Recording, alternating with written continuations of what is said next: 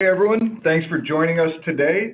I'm Mike Marshall. I got Brent Slava here. What we're going to do is talk to you guys a little bit about your decision-making process when you're deciding on whether to buy or sell a stock. So myself, Mike, I am over here on the product and sales team. And Brent, what do you do over here? So I'm one of the guys that's helping run the news desk and the news team. I'm watching news wires all day. I'm kicking out ideas for articles and headlines and basically watching as much news flow as I can. I'm trying to, if I can tell you why a stock's moving on any little tick, then I think I did my job. Awesome. And just so everyone knows, this is not a webinar for us to be giving you buying and selling advice. It is just some information for you guys to help make your decision. Is there anything that you'd want to add to that, Brent? I think I should disclose that I don't have any certifications or anything like that. However, I have been following the stock market for more than 10 years, following it every single day for the last 10 years, or just about. So, this stuff is just based on my assessment of the markets over the last 10 years or so. Nothing formal, nothing official. Wanted to mention that. Excellent. Thank you. And Brent, would you like to go ahead and just get us started today? Sure. All right. So we're going to go over 7 points or so that are going to give you some things that you should be considering each time you're going to buy or sell a stock, whether you want to be long or you want to be short. So the first one, what was my original thesis on this investment or trade? And a couple things to know here. Notice that it says investment/trade. You never want a trade to become an investment. Now, how I could recommend considering this point is keeping good records. So you are considering a stock or an ETF or some kind of instrument, maybe an option. You have some reason why you started looking at it. From there, you go and you get a bunch of fundamental information. Maybe you check out the chart and you start grabbing all of this information into your research and you come to some thesis. When you get to that thesis, what you should do is you should keep good records and you should jot down your thesis. Who knows how long you're going to have this investment or trade for? It is something you should decide as you're considering this step. But who knows, maybe you forget what your thesis was. So why don't you just take some time, jot down what your thesis was going to be, have some well-defined records so that you can consult them when you come up to a moment where you feel like you're getting a little nervous and you're maybe wanting to buy some more stock or sell some stock. And on that point, definitely set a time horizon. Like I said, you don't know how long you're going to have an investment or a trade going into your research. At the end of your research, you should know how long it's going to take for your thesis to play out. And, another saying that I like to use is, don't get married to an idea. I said this one already. Don't turn a trade into an investment. These things are just stocks. Yeah, they're attached to a bigger company, but what you're trading is a stock is an instrument. This isn't your baby. This isn't something that you should get married to. It's very difficult to keep emotion detached from when it gets crazy in a market. And having some good records, having a track record of your original thesis when you were in this mind state, when you started researching this stuff, and how long you want to have this for is a very good idea. I would say it's probably one of the first things you should be considering. Excellent. And then just to maybe make it in a little more simpler terms, are you saying, as a day trader or someone that is maybe a swing trader, they should have an idea when they're researching a new stock or a trade idea, what the current price is, what price they want to buy it for, how long they should think about holding for, and then what the desired outcome should look like? Perfect. You pretty much just gave a perfect cycle there, and we're going to go into some more detail about a couple of those. Brent, so, real good segue there. I think that is a great point right there. I talk to day traders and investors all day on the phone, and it seems that is a thing that a lot of them are overlooking, is kind of that the scenario of how the trade wants to be played out. And you have no idea what's going to happen in these investments. There's a ton of headline risk in the market right now. When things get crazy, that's when your emotion can start getting involved. That's when your practical thinking can start breaking down. So to have something written down, jotted down, it's on a piece of paper, it's somewhere on a document on your computer. When you know you wrote that down, when you were in a good mindset, you were comfortable with your decision, you maybe just spent hours doing your research to come to that thesis, you will need to consult that again when things go crazy and you're feeling pressure from a stock that's falling or, you know, one of your shorts that's going higher. Absolutely. Great. And then, you know, Benzinga also has a Benzinga Pro platform, and we can kind of touch on some of the stuff that we're doing here and show you guys how to use a tool to set up some of these things here in just a little bit.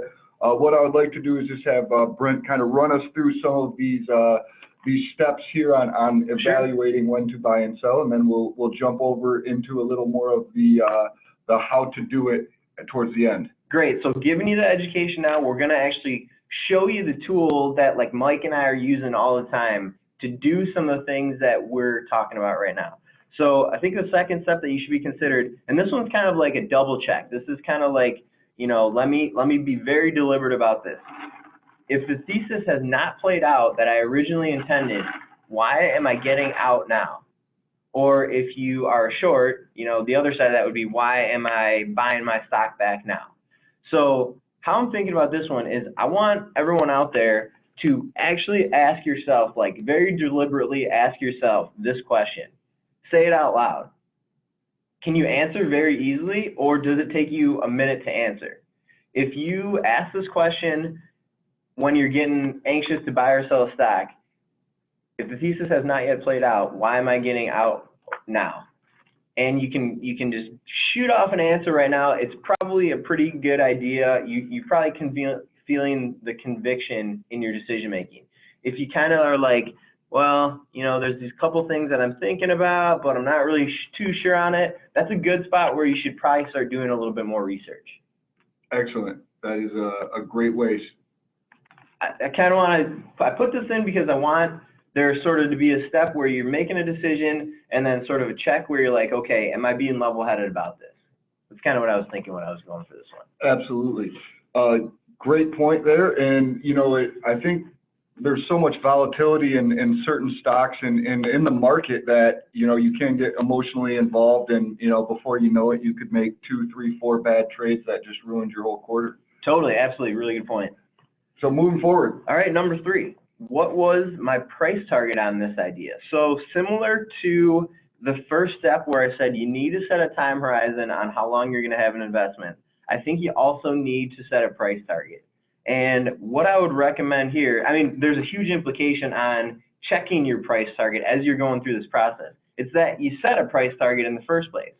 Some investors, some traders will go into an investment, will go into a trade without knowing when they were in their practical mind state, they thought they should be getting in further or getting out of a position.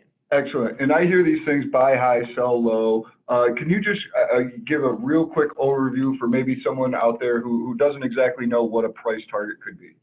Great. That's a really good question. So there's a couple different ways that I think you can get to a price target. You can, you know, base a price target off of fundamental information, fundamental model. You can consider how many little widgets a company is selling, how much profit they're going to make for each of those sales, and you can eventually get to an earnings number. You can get to a bottom line number. This is exactly what the sell side analysts do at Bank of America and Goldman Sachs and Morgan Stanley and all those big banks.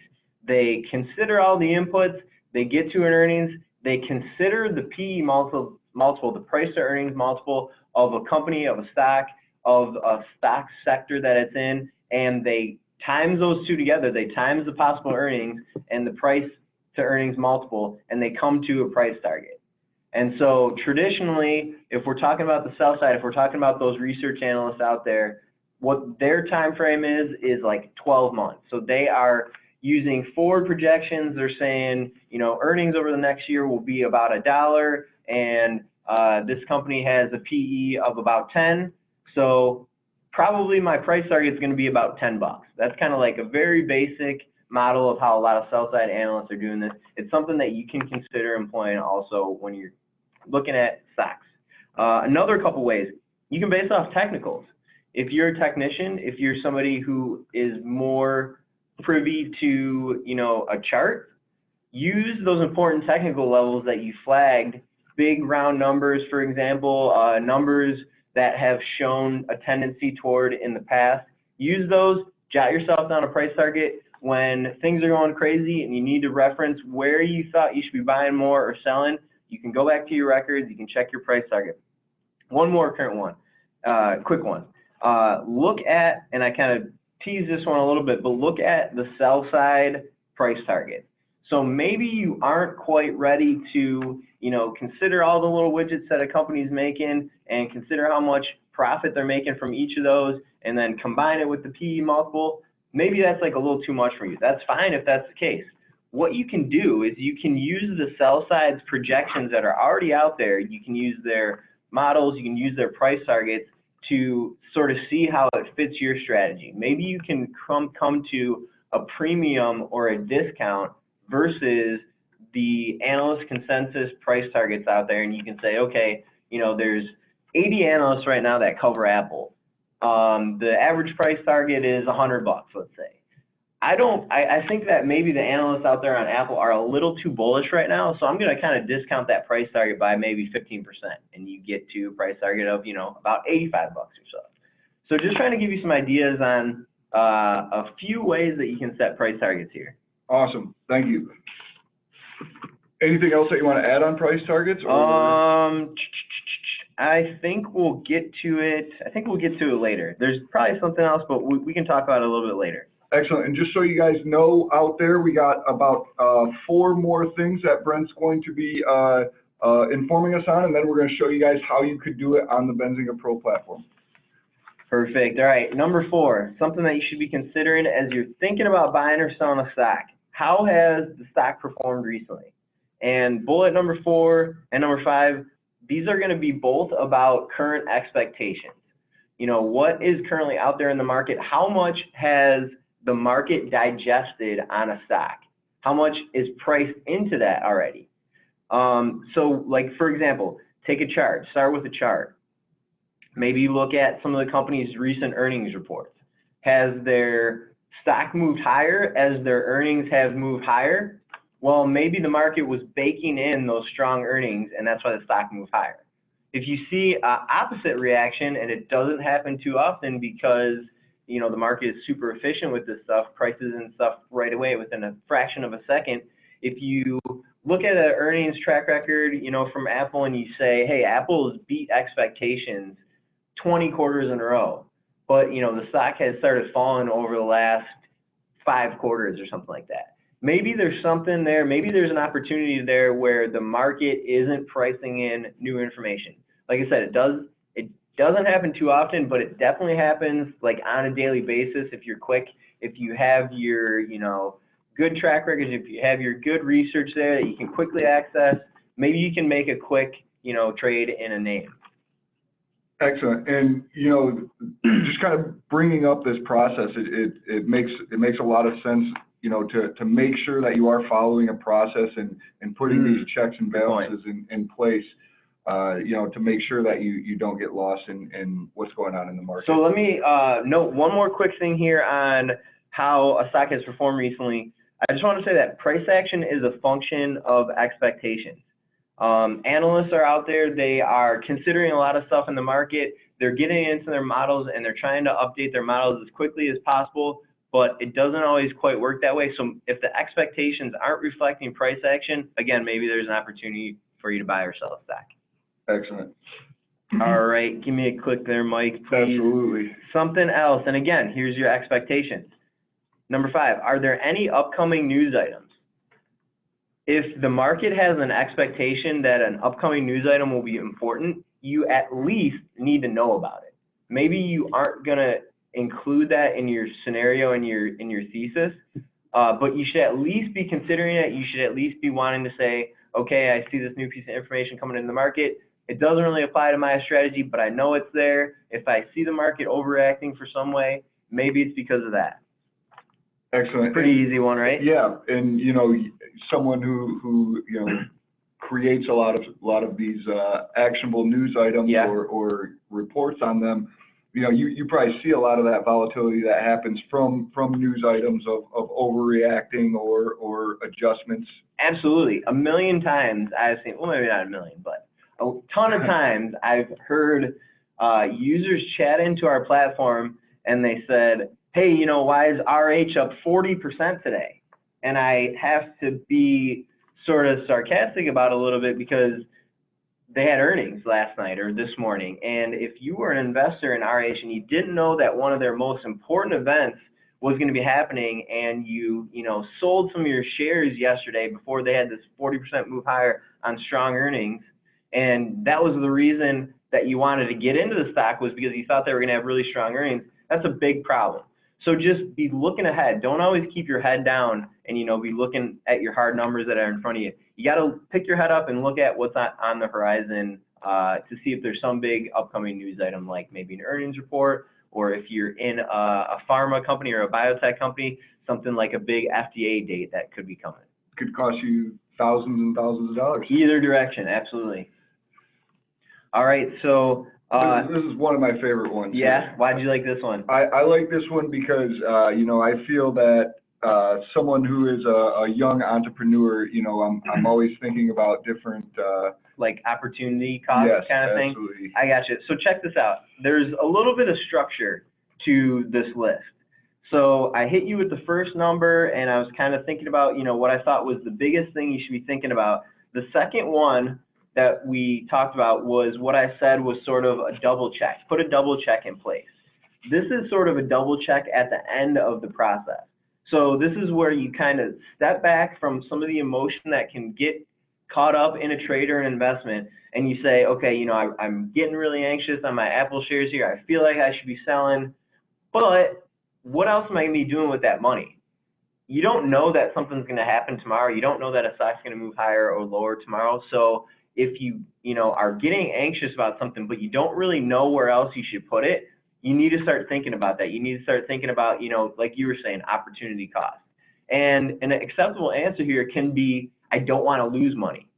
So how can your money be put to use in a better way? Well, if it's on the sidelines, if you have cash, you maybe are not at least losing money. And hey, what do you know? When a big news item comes into play that you want to act on, you have a little bit of cash, you have a little bit of dry powder to work with so that you can start putting that money to use right away. So again, just like a really good step to double check, to take a step back, to try to be practical for a second before you buy or sell a name. Absolutely, and if you have the ability to have an account, your money doesn't have to be in play at all times. Absolutely. No, most money managers would recommend that you have more than a sizable material portion of your money kind of waiting in case something gets hairy and you need to put it to use really quickly.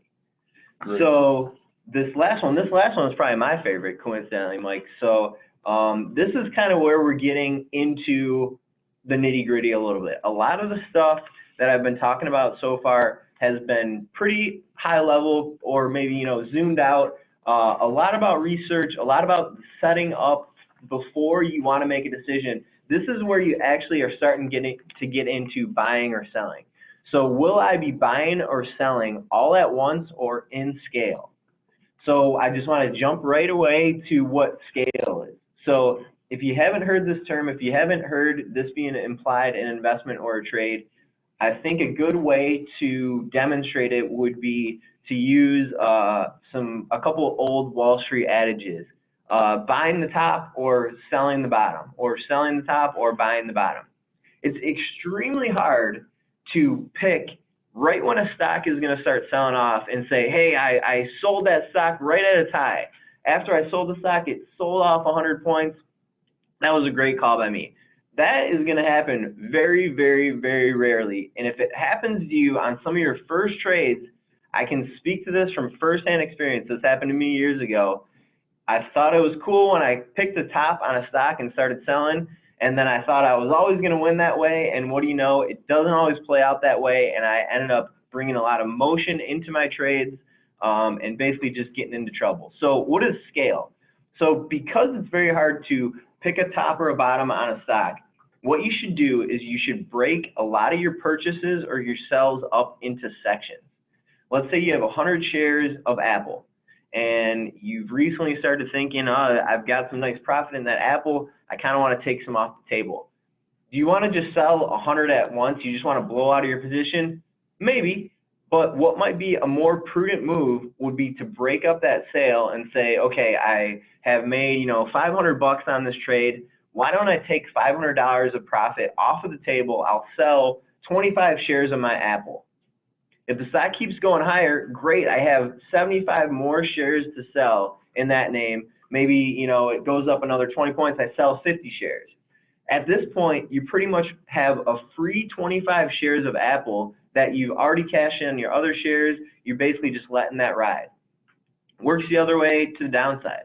If you are getting anxious about something and you want to be starting to buy on a low, if you think there's a bottom in a stock and you really want to try to capture that and buy it, break that trade into like 2 portions. If the stock goes lower, you're going to be thanking me because you're going to be able to average down your price, right? The stock goes lower, you are going to buy it on a lower price, and your average price is actually going to get lower than what it was. Does that make sense, Mike? Yes. So quick description of scale there. And again, this is really where we're starting to like actually get into, a little bit of the nitty-gritty. This is where you're like going to your brokerage page and you're like ready to buy or sell. This is where it kind of starts getting good.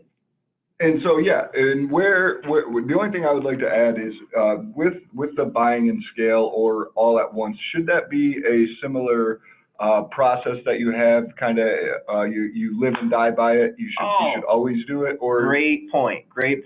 So let's back the truck up a little bit here and let's talk about price target. So I said, with whatever way you want to make a price target, whether it's technicals or fundamentals or your own way, you probably would be advised to set maybe a couple price targets. So now you're going, whoa, this is crazy. There's too many price targets. I don't know what to do here. But hold on, hear me out for a sec. So let's set a price target where you know that if your investment is up 200%, you don't care what the stock's going to do from here. You just want to take home and book that 200% gain. But when we're talking about buying in scale, maybe what you want to do is you want to set a couple levels of a price target. So you have your price target that when it hits, you're going to start selling. Maybe on the other side of that, you have a price target that is lower than the current price and that allows you to buy more stock on a signal. Your signal is that actual price target that you set when you had a practical mind and you were just doing your research.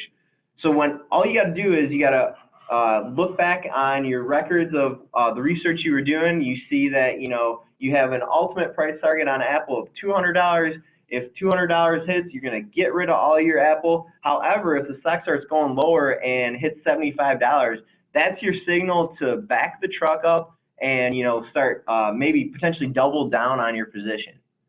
So that makes sense? Yeah, Mike? absolutely. Right? It's kind of cool, huh? Absolutely. So I believe we're going to jump into kind of showing some of our users out there how they can leverage different platforms.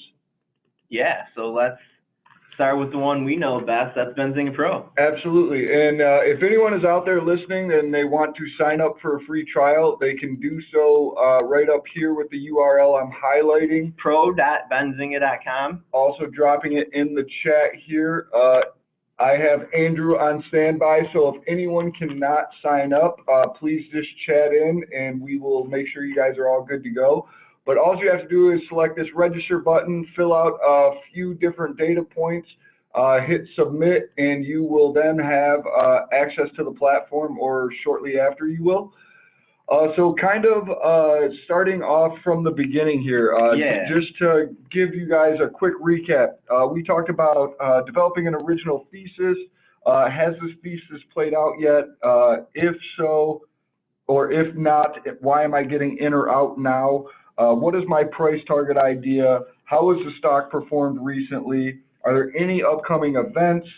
Are there other opportunities that I should be looking at? And will I be buying in and out on a scale process or just fully? So kind of getting started, what we're going to do here is just set up a couple things to make sure you guys are able to see this here. So optimally, I guess. All right, so you are turning off the little widget bar down there, I think, right? I forgot how. Is it in the settings? I think it's in the settings. Yes, there you go. There we go. Turn off that ticker bar. This is just strictly a performance thing. As we're running this webinar, it's got the camera, it's got all the good stuff. It's just a little bit that we don't want to bog you down. So Mike's going to turn that ticker bar off. Absolutely. And these are different functions that you guys can set up. You guys will see some headlines that will be coming in as red. You know, we can go through that, you know, one-on-one with any of you guys listening if that is something you guys would want to do. So one thing that I think is a good spot to start is from a watch list. So, you know, I said keep some records of a lot of the research that you're doing.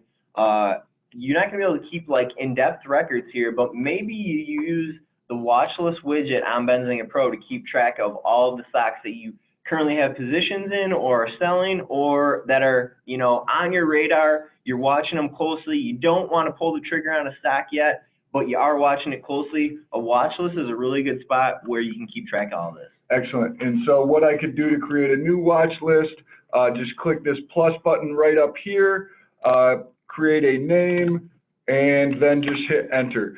Brent, what are a couple of tickers I can throw in here? All right, let's go with like the internet ones. Let's go Facebook, FB, how about Twitter, TWTR? How about Netflix, NFLX, Snap's a good one. What about Amazon? Let's do that one, and then let's call it quits. AMZN, there all we right, go. so I got them all selected up here. They're all highlighted blue, but they're not added. All I have to do is hit enter one more time. We're going to see these populate. Oh, all green, Brent. You're starting off good. So we have our watch list. What are some things we can do here? What are we going to want to do in developing a thesis around this? All right, so you see the ticks are happening right here. Quotes right now, they are delayed 15 minutes, but I mean, this is the stuff that was happening 15 minutes ago. So what you're looking at here is you're looking at the actual price, you're looking at the dollar change, you're looking at the percent change, you're looking at the high and low. The one that I would really like to flag is volume over here on your right. And what you can do with this watch list is you can start sorting some of these columns, as Mike just did there. He clicked on the volume, and now he is sorted by the stock that has the most volume today, and that's Snapchat, followed by Facebook, which has about 10 million shares or so traded today alone. Now, you can add a couple rows here if you want to.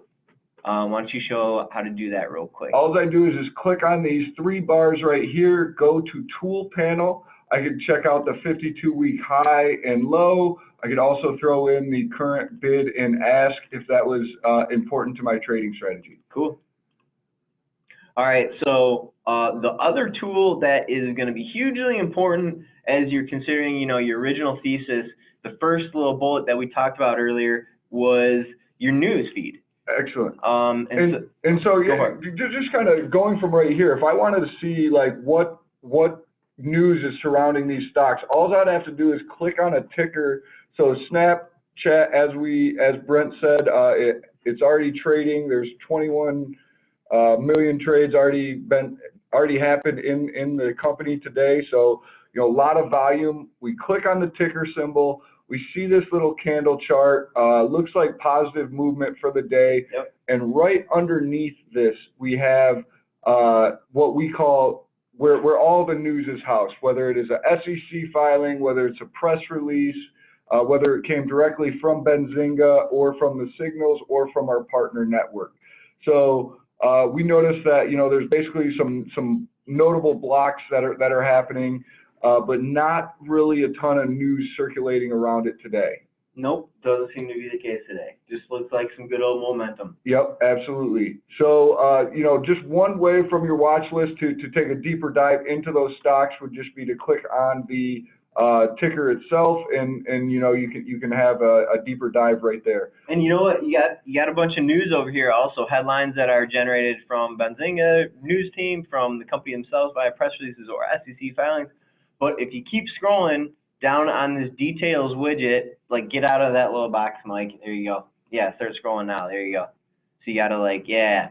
So look, here's some, a ton of good fundamental information on the company. You can see, you know, average volume. We can see that, are we looking at Snap over here? I forget. This is Twitter. Twitter, okay, so right now we see that Twitter has about 9 million shares traded. We're about halfway through our trading day. It looks like the company normally trades about 16 million shares.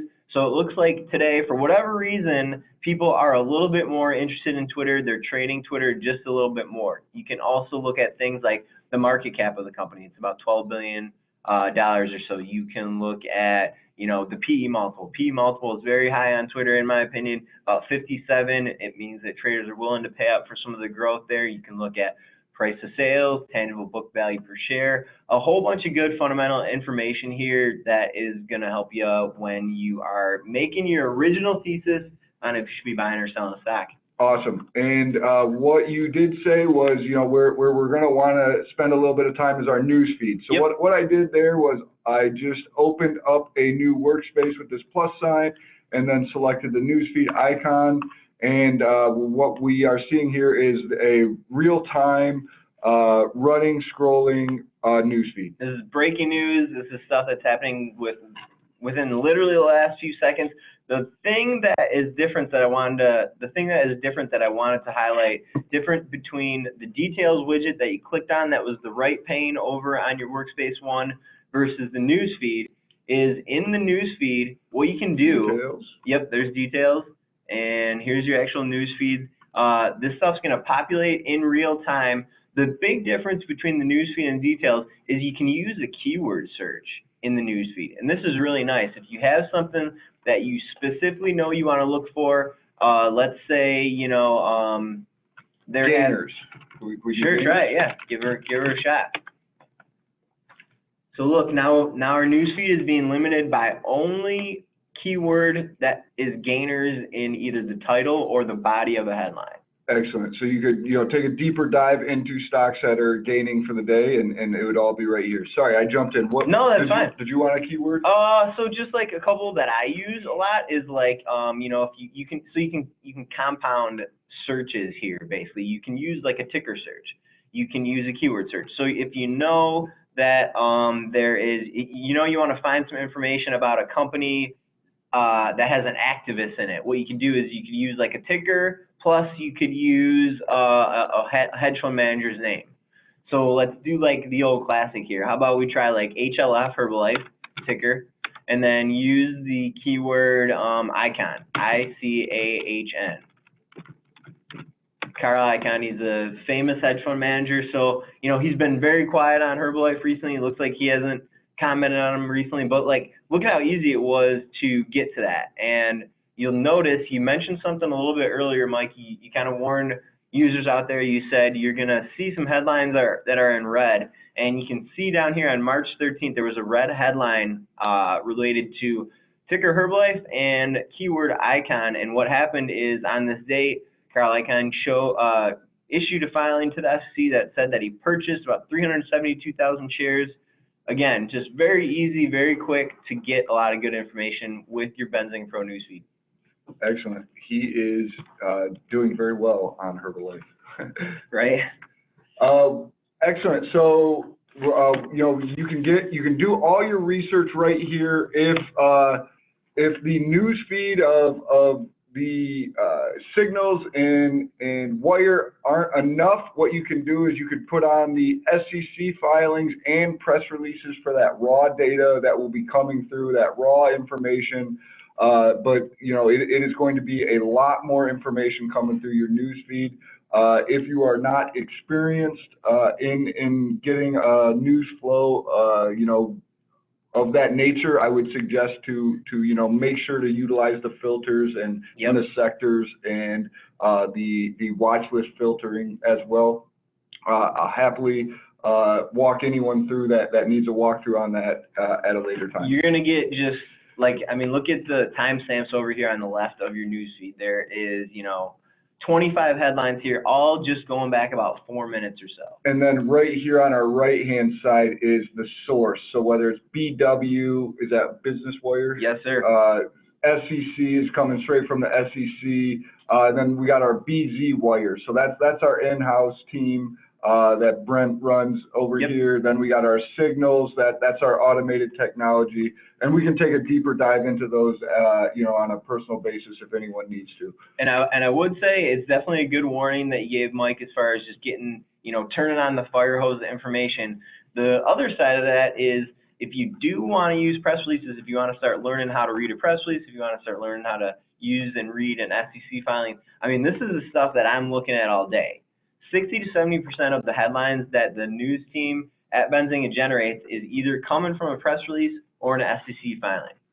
So, you know, it is a lot, but you basically, you know, upgrade yourself to being pretty much right where the news team is. Absolutely. And, you know, just ways to make sure you're not getting too much coming through the press release and SEC filings would be, you know, you could throw in a keyword or anything like that. Yeah, so you can, you know, I said you can compound a ticker and a keyword with your Benzinga wire. You can also do that for press releases. You can also do that for SEC filings. Real good point. Excellent. So moving forward, this is how you guys would do some deeper dive research, whether you want to click the ticker itself to go to that company's detail page. You could do so from there, or, you know, just read it right here on the desktop newsfeed. You know, you talked a little bit about upcoming events. Sure. What is this a platform that could help out with upcoming events? Yeah, so we have what's called our calendar widget. And this will be a good way to do a couple things that we talked about already. So, you know, upcoming events, what you can do here is you can, the sort of first event that I wanted to warn people about was earnings event. That will consistently be a news item that will always move a stock most of the time. So what you can do here is you can look at a schedule. Right now, what we're looking at all the earnings that are going to be issued today.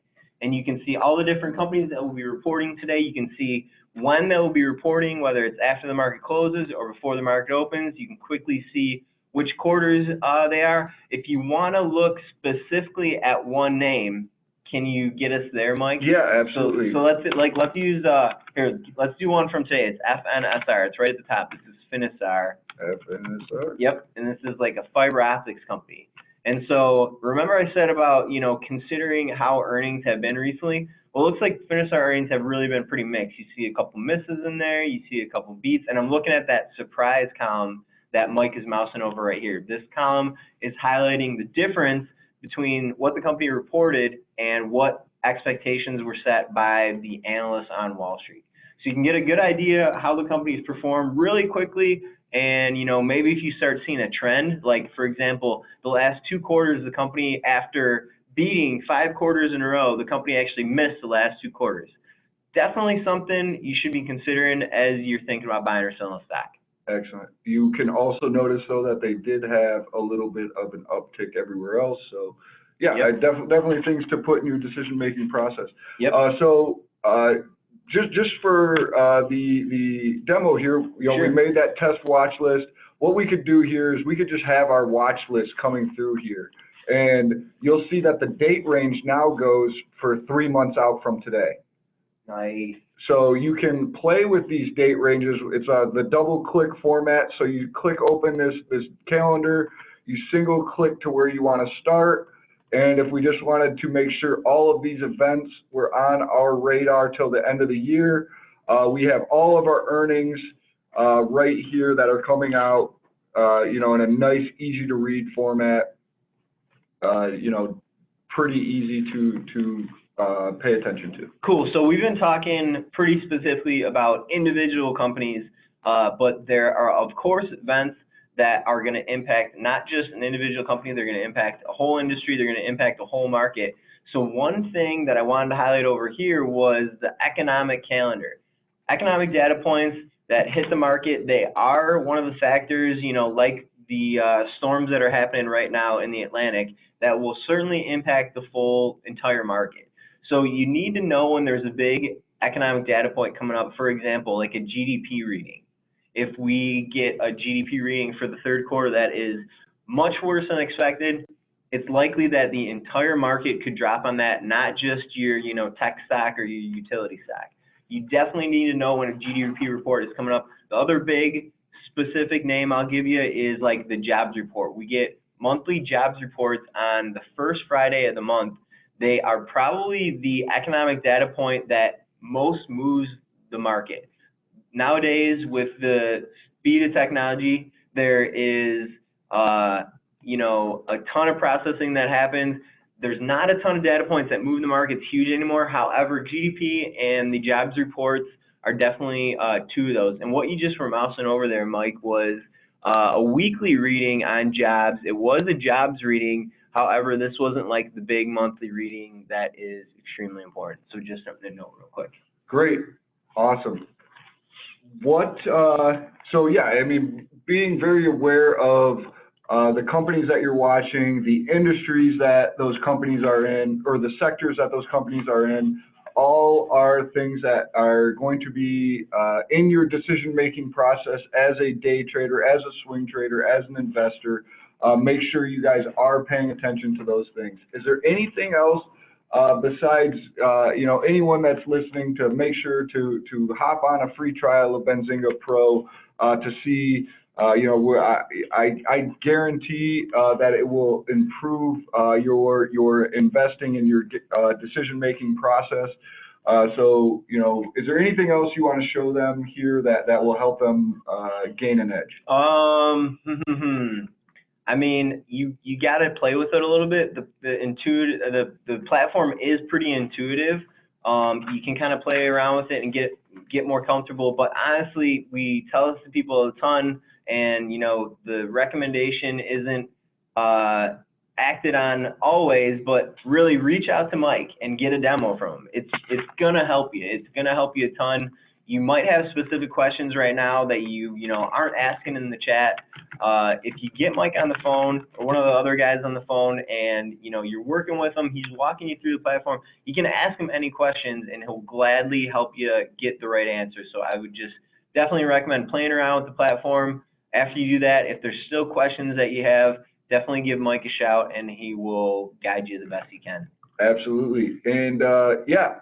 From Detroit, we really appreciate you guys listening in to us. I believe we have another educational webinar coming up next week. If you guys do have any questions, feedback, topics you want to cover, feel free to drop us a note. Let us know what those are, and we'll be sure to put it in the queue and start developing something around it. Anything you want to leave us with? I don't think so. Thanks for watching, everyone. It's been fun. All right. See you guys next week, and hopefully we'll talk soon.